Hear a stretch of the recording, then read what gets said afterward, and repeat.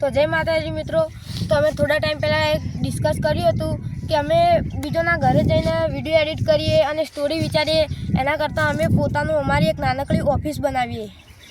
તો અમે અમારા બાજુ કોઈના બાજુ પૈસા તો હતા નહીં, એટલે અમે એવું વિચાર્યું કે નદીમાં જઈને લાકડા કાપીને લાકડાની જેવી ઓફિસ બને તેવી ઓફિસ બનાવીએ અને જેવું થાય તેવું કરીએ। તો અમારી ટીમ સોમથી શનિવાર સુધી સ્કૂલે જાય છે। તો અમે એવું નક્કી કર્યું કે રવિવારે સવારથી 8 વાગે નદીમાં જતું રહેવાનું। અમારા ગામથી થોડી નદી દૂર છે, તો અમે સવારે 8 વાગે નદીમાં નીકળી ગયા લાકડા કાપવા। તો અમે લાકડા કાપવા આવ્યા, પણ અમને નદીમાં લાકડા ના મળ્યા। તો અમે નદીમાં 1-1.5 કિલોમીટર હજી આગળ ગયા ત્યાં અમને લાકડા મળ્યા।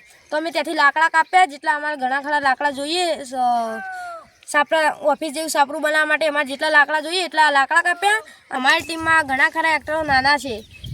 બીજોની એક્ટરની વાત કર્યા સિવાય હું મારી જ વાત કરું, હું પણ નાનો જ છું। તો અમારી ટીમનું એટલું મહત્ત્વ કે લાકડો કાપ્યા તેનું મહત્ત્વ નહીં, પણ અમારી ટીમમાં નાના હતા ને તે પણ લાકડો 1.5 કિલોમીટરથી ઘરે ઉપાડીને ઘરેથી જ લઈ ગયા। તો એ અમારી ટીમનું મહત્ત્વ છે। તો તે દિવસે અમે ખૂબ મહેનત કરીને લાકડો કાપીને ઘરે લઈ ગયા। તો અમારી ટીમ સવારે 8 વાગ્યાથી 3 વાગ્યા સુધી ખાધા પીધા વગર લાકડો કાપી ગઈ અને ખાધા પીધા વગર ઘરે ભૂખે પેટે લઈ ગઈ લાકડો। અને જો અમારે સાપડું બનાવ્યું હતું તે લાકડો મેલ્યો અને અમે ત્યાં થોડીક વાર ખાઈ પીને નહીં સાપડાની સ્ટાર્ટિંગ કરી। તો પછી અમે બધા અમારી જે જગ્યાએ સાપડું બનાવ્યું હતું ત્યાં અમે ધોબલીઓ લગાવવા માંડ્યા। તો અમને લોકોએ કીધું કે ધોબલીઓ મજબૂત નહીં હોય, તમે ધોબલા લાવો ધોબલા। તો અમારી ટીમે જેટલા પૈસા ભેગા થાય તેટલા પૈસા ભેગા કર્યા અને પછી બજારમાં ગયા, 2 ધોબલા લાવ્યા અને વળીઓ લાવ્યા। જેટલો સામાન જોઈતો હતો એટલો સામાન લાવ્યા। અમે બજારમાં સામાન ઘરે લાવીને 2 કલાકની મહેનતમાં ખાડા ખોદ્યા, વળીઓ લગાવી, વળીઓ કટિંગ કરીને બધું કમ્પ્લીટ ખોખું તૈયાર કરી દીધું। તો અમને પછી એવું થયું કે ઉપર શું મારશું। તો અમે આ વાતનો વિચાર કરતા હતા ત્યાં અમે લોકોને કહ્યું કે અમારે ઉપર મારવા જોઈએ છે। તો કંઈક લોકોએ 1 પતરું કીધું, 1 પતરું આલ્યું, કંઈક લોકોએ 2 પતરું આલે, એમ કરીને અમારું ઉપરનું સાપડાનું જે પળ હતું તે તૈયાર થઈ ગયું। તો પછી અમે બીજો વિચાર કર્યો કે અમારા સાપડાના કોરેજા પર કંઈક ખુલ્લું રહેવું જોઈએ નહીં, કેમ કે અમારી ટીમ આખી ભેગી થઈને સ્ટોરી બનાવે છે, વિડીયો એડિટ કરે છે અને અમારી ટીમના થોડા વિચારોથી થોડા આમ કે તો અમે આખી સ્ટોરી ઊભી કરીએ છીએ। તો જો અમારા કોઈ પણ એક્ટરની બીજે બાર નજર જાય તો તેને સ્ટોરીમાં થોડો વધારે ટાઈમ લાગે, એના કરતાં અમે વિચાર્યું કે આખું સાપડું પેક કરી દઈએ। તો પછી અમે ફરીથી બજાર ગયા તાપડું લેવા। તો અમને તાપડાનો ભાવ એટલો બધો કીધો ને કે અમારી ટીમના બજેટના બહાર હતો। તો પછી અમે ઘરે આવ્યા અને ઘરે થોડા ઉદાસ થયા, પરંતુ અમારી ટીમનો એક વિચાર આવ્યો કે પૈસા તો નથી પણ આપણામાં ટેલેન્ટ તો છે ને। તો પછી એવું કર્યું કે બધાના ઘરે ગયા અને જેટલી ખાતરની ઠેલીઓ અને ભેંસને ખાવાની ખોંડની ઠેલીઓ હોય ને તે બધી ભેગી કરી અને હવે એ ઠેલીઓને એક સાઈડ મૂકી અને પછી શીવડાવવા આલી। તો અમારા કન્ટિન્યુ 1.5 કલાકમાં એ ઠેલીઓ તાપડું બની ગયું, આમ કોઈ ચફરનું આવે એવું। તો તાપડું બનીને તૈયાર થઈ ગયું। તો પછી અમે તાપડું હતું તે કોરો ચફર મશીન અને સ્ક્રૂ દ્વારા ફિટ કરી દીધું, આમ પરફેક્ટ ફિટ કરી દીધું।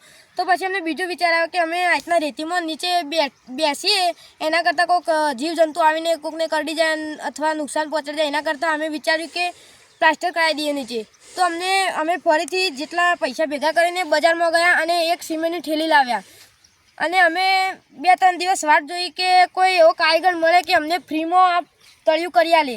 તો અમે 2-3 દિવસ વાટ જોઈ, પણ અમને કોઈ એવો કારીગર મળ્યો નહીં। અમારી ટીમનું એવું બજેટ પણ નહોતું કે તે કારીગરને પૈસા આપી શકે। તો અમે એવું વિચાર્યું કે અમે પણ કોઈથી કમ નથી।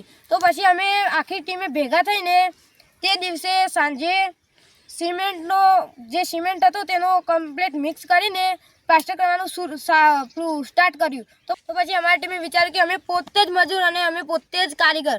તો પછી કોઈ ટોકર ઉપાડે, કોઈ માલ બનાવે અને કોઈ તળિયાની સ્ટાર્ટિંગ એટલે પ્લાસ્ટર કરે। તો પછી અમારી ટીમને એવું કન્ટિન્યુ 2 કલાક મહેનતથી તળિયું મારી દીધું। તો પછી અમે સવાર સુધી રાહ જોઈ કે તળિયું સુકાઈ જશે।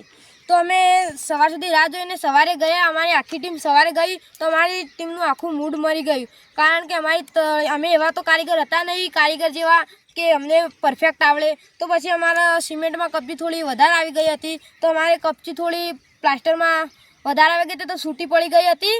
તો પછી અમારું એવું એ બજેટ નહોતું કે તાત્કાલિક સિમેન્ટ લાવીને ફરીથી તળિયું મરાવીએ.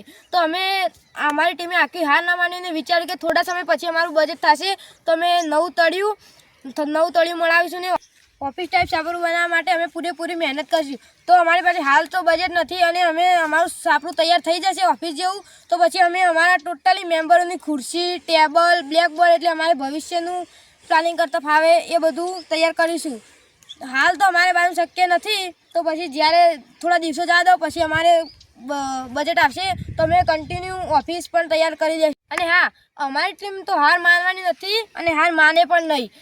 અમે છાપરું ઓફિસ ટાઈપ છાપરું તૈયાર કરીને જ રહીશું. અને તમારે અમારી ટીમને સફળ થતી જોવી હોય તો લાઈક, શેર અને સબસ્ક્રાઈબ કરતા જજો. जय माता जी। बीते गुजरे लम्हों की सारी बातें तड़पाती है।